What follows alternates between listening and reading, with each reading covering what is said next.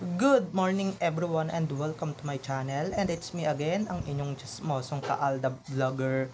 Gusto ko munang magpasalamat sa inyong lahat sa mga walang sawa na tumatangkilik, nanonood, sumusuport at sumusubaybay ng mga content ko here on my YouTube channel.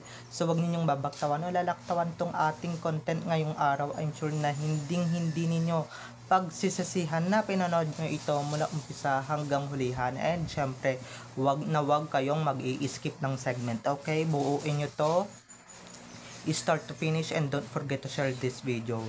And very interesting to ang ating main topic for today's video, so abangan ninyo. At ito na nga, dumako na tayo sa ating main topic for today's video. Mukhang sobrang haggard at sobrang stressed na ni Clonia dahil ba sa mga nagaganap ngayon sa mister niya. Syempre kahit hindi naman wala pang problema, mukhang stress na talaga yan dahil sa pagmumukha niya. So eto na guys, watch this. Mamaya ipapaliwanag sa inyo ng buong buo. So eto na guys, watch this. At kung nakita nyo na ngayong recaps, once again say TTO sa mga admins, dumako na tayo sa ating main topic for today's video. Mukhang haggard at stress na tong kambal, double ganger ni Main. Yung double ganger ng isang Main Mendoza mukhang stress na. Sa bagay, kahit wala namang problema or hindi pa pumuputok ang issue ng Zarzuela or hindi pa pumuputok yung issue ng flood control project, talagang mukhang stress na at mukha ng haggard yung clone ni Main. Syempre, 'di ba? Sino ba naman ang hindi mo magiging mukhang stress kahit hindi ka stress? 'Di ba? Lagi kang nakabusangot, lagi kang nakasimangot. Hindi mong makuhang ngumiti, pero nakakangiti naman siya, nakikipagdaldalan. Pero nung mga past few weeks or days ng kaputukan ng flood control nung September, bigla na lang siyang natatameme, hindi na siya makausap, hindi na siya nakikipagdaldalan, hindi na siya nakikipagsabayan sa mga hosts doon sa Itbulaga. 'Di ba? Yan, 'di ba? Hindi na siya makapagyabang ngayon. Dati ang daldal niya, 'di ba? Dati ang saya-saya niya. Pero nung may pumutok na flood control project, biglang nagka-peste-peste na lahat or nagkanda malas-malas na, 'di ba? Bigla na siyang hindi matahimik, bigla na siyang na-depress. 'Di ba? Paano hindi ka naman made-depress nalaman mong magnanakaw pala yung asawa mo, 'di ba? Magnanakaw pala yung jowa mo, tapos matitigil pa yung mga pinagyayabang ninyo sa social media. Ang saklap nga naman nun, 'di ba? Napakasaklap at napakatindi nga naman nun, mga ka-ADN, grabe. 'Di ba? Pero kung ako yan, talagang mapipilitan talaga akong makipagkapwa-tao talaga. Pero yan, hindi, 'di ba? Kitang-kita mo naman kahit yung ibang nadadawit sa flood control project, halata naman din na hindi stress, pero yung isa dyan, stress, 'di ba? Kala mo naman kasali sa problema, or baka dinidibdib niya talaga kasi, 'di ba, baka mamaya hindi na siya makapag-abroad or hindi na siya makakasama dun sa asawa niya, hindi na siya makapangluho, 'di ba? Wala nang luho-luho that time or this month na nabuko na or nagkabukingan na. Paano ba naman kasi, 'di ba? Lahat pinatigil, lahat na inspection na, pati yung paglabas-labas nila sa bansa na wala namang kinalalaman sa summit, sa pang-meeting dyan sa ibang bansa, 'di ba? Sa pagkikita ng dalawang politiko, 'di ba? Biglang natigil. Ngayon, 'di ba? Yung asawa mo, kung stress si Arjo, kitang-kita nyo naman to, mas stress to, 'di ba? Halatang-halata naman sa mukha. Ang pangit mo pala, pagka bumurangot ka pa ng todo, 'di ba? Bumurangot ka pa ng bonggang-bongga. Hindi ka gaya dati na pangit ka lang talaga. 'Di ba? Actually, may mga kumikibo nga sa'yo noon, 'di ba? May, may kabiruan ka nga noon at saka dati sumasabay yan sa mga joke time before. Nakikita ko sa TikTok at saka sa FB. Pero nung nalaman niya talaga yung Zarzuela, para siyang nabagsakan ng langit at lupa. O isama na natin yung impyerno, 'di ba? Kasi doon sila bumagsak sa impyerno.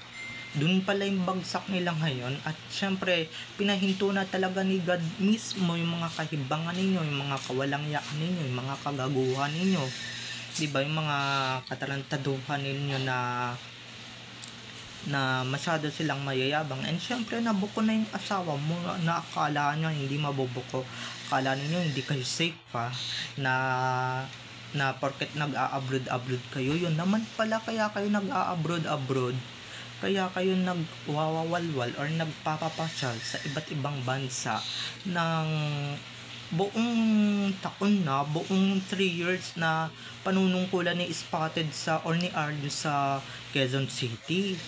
'Di ba? Puro sila pasyal ng pasyal, wala pang nagagawang tama, 'di ba? Wala pang nagagawa sa kanyang distrito or sa kanyang nasasakupan.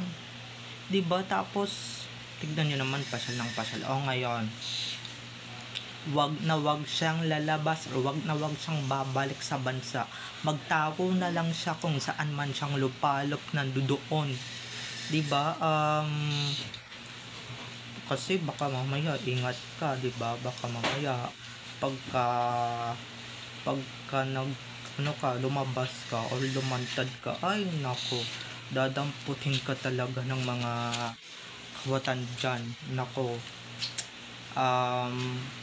'di ba? Pareho na sila ng misis niya na medyo masyadong anlaki ng itinanda. Paano kasi, 'di ba? Laging nakalukot, laging nakatupe yung pagmamukha, 'di ba? Sino ba naman ang hindi hindi ngingiti, 'di ba? Na dati pang ngiti lang. Dati ang saya at nakikihalubilo sa mga double cards or sa mga plastic na kasamahan niya dun sa show. Pero nung pumutok yung flood control, ay dun na nag-umpisa, parang nabagsakan siya ng langit at lupa, 'di ba? Actually, deserve mo nga yan. Deserve mo talaga yan, Clowny. 'Di ba? Para naman, 'di ba, ang yabang-yabang ninyo sa SOCMED, nagpo-post kayo ngayon, natigil kayo sa kapopost, natigil kayo sa kakamay day ninyo na nasa ibang bansa kayo yan. 'Di ba? Siguro yung ibang tao, yung ibang tangang tao, yung ibang medyo tanga at medyo bobo pa naman or talagang bobo talaga, 'di ba? Hindi nila ma-realize talaga na talagang pera nilang pinaghirapan yung pinangwawalwal at pinanggagastos ni Arjo sa mga pagwawalwal or sa pag-a-upload nila. 'Di ba? Yan. Yabang pa kasi sa social media. Oh, yan tuloy na pala ninyo. 'Di ba? At nanahimik na ngayon si Clowny. Dati tawa ng tawa yan kada post, kada abroad yung asawa niya, pati siya, pati yung pamilya ni Arjo, ngiti pa ng ngiti noon, picture pa ng picture. O ngayon, hindi nyo na magawa na magpicture, hindi nyo na magawang magpakasaya ngayon kasi, 'di ba, bukong-buko na kayo, bukelya na kayo, 'di ba? Kasi nanganganib na yung jowa mo at yung asawa mo ngayon, 'di ba? Kala ninyo malulungkot kami sa nangyari. Hindi, masaya kami sa nangyayari dyan kay Arjo dahil deserve niya yan. That's what you call karma, 'di ba? Karma niya yan kasi nga nagpaanib siya sa Zarzuela, 'di ba? Ngayon, bumabalik na sa iyo lahat ng kahayupan, lahat ng kagaguhan, lahat ng kawalangyaan. Totoo nga naman yung sabi-sabi, no? Pagka talaga may ginawa kang masama, talagang in the future, 'di ba? In the future, babalik at babalik din sa iyo lahat ng mga pinaggagawa mo. It's either doon man sa tao na ginagawan mo ng masama or it's either gumagawa ka ng masama. Ngayon, 'Diba? It's payback time. Oops, 'di ba? Minumulat lang kayo ni God sa katotohanan na. Minumulat lang kayo kung ano man yung reality at tama na talaga yung mga sorry pero kung dinadamay ko yung pangalan ni God, sorry po. Pero eto nga, 'di ba? Binabalik na mismo sa kanya lahat ng kasamaan, lahat ng kawalangyaan na ginagawa niya o ginawa niya sa kapwa niya, bumabalik na rin sa kanya. At ngayon, hindi na makuhang lumabas ng mag-asawa, lalong-lalo na si Clooney, na halatang pinipilit lang talaga magpakasaya, pero deep inside talaga, nade-depress na talaga yan, di ba? At unting-unti na lang talaga magpapakamatay na yan at iinom na yan ng muriatic acid. Ops, baka mamaya humantong siya sa ganung punto pagka napanood niya tong video na to, 'di ba? Baka maisip niya na 'di ba? Kasi halatang-halata naman talaga na dati napapanood ko sa TikTok maikwento ko lang na dati ang saya-saya niya, 'di ba? Dati tawa siya ng tawa, nakikipagbiruan pa siya sa mga dabber cards.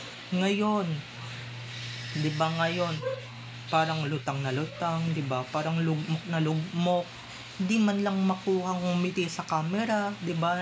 Kahit nasa harap ng camera 'yan, 'di ba? Halatang-halata mo na talagang ang laki ng hinagard niya. Although talagang haggard naman siya talaga in the first place. Pero talagang iba, grabe. Buong araw nakatulala siya, 'di ba? Ikaw ba naman malaman mo yung asawa mo nagnakaw ng bilyon-bilyon sa Pilipinas? Sino ba naman ang hindi bubusangot at hindi malulugmok ng bonggang-bongga dito sa SOCMED or dito sa nararamdaman niya? Pero wala talaga siyang magagawa kung ano yung desisyon talaga ng husgado. At talagang ikaw ba naman din pagbintangan yung asawa mo, nahalatang guilty naman talaga yung jowa mo sa issue, sa flood control issue, kahit na ilang beses pa mag-deny, 'di ba? Hindi na niya malulusutan yan, hindi na niya malulusutan niya. Akala niyo may lusot yan? Wala, 'di ba? Kaya napapansin ko rin yan na talagang dumadaan yan sa feed ko na talagang ang laki talaga ng itinanda ni Clooney, 'di ba? Okay lang sana kung matanda talaga siya, pero yung iba nga dyan, 'di ba? Stress din, nagboboborangot kahit na umaga nagsisisigaw, 'di ba? Medyo nagpapaka-stress kahit wala namang ikaka-stress, wala naman ikaka-depress, 'di ba? Wala naman. Pero ngayon halata talaga na talagang depressed at lugmok na lugmok siya. Ngayon hindi na siya makakapagyabang, 'di ba? Hindi na siya makakapag-abroad. Paano? Na-freeze na yung kayamanan puno ng jowa niya, 'di ba? Hindi na siya makakapag-Hermes, hindi na siya makakapag-France, makakapag Australia or kung saan man. Hindi na siya makakapag-shopping ng Louis Vuitton. Nako, hindi na siya makakapag-abroad. Maya't maya bakasyon ng bakasyon, 'di ba? Kahit hindi naman rest day. Ngayon, magbabakasyon na kayo. Malapit na kayo magbakasyon sa ibang parte naman ng kulungan or sa kulungan pag nahuli na yung jowa mo. So, bye-bye na mga ka-ADN. I love you all. Have a nice day. Keep safe. And God bless everyone. Don't forget to subscribe to my YouTube channel. And syempre, huwag ninyong kakalimutan na i-click ang notification bell para pag nag-upload ako, kayo agad ang unang-unang manonotify sa aking mga susunod pang i-upload na mga videos. So, bye-bye na mga ka-ADN. I love you all. Have a nice day. Keep safe. And God bless everyone. Bye-bye. Enjoy watching. See you on my next videos. Bye-bye.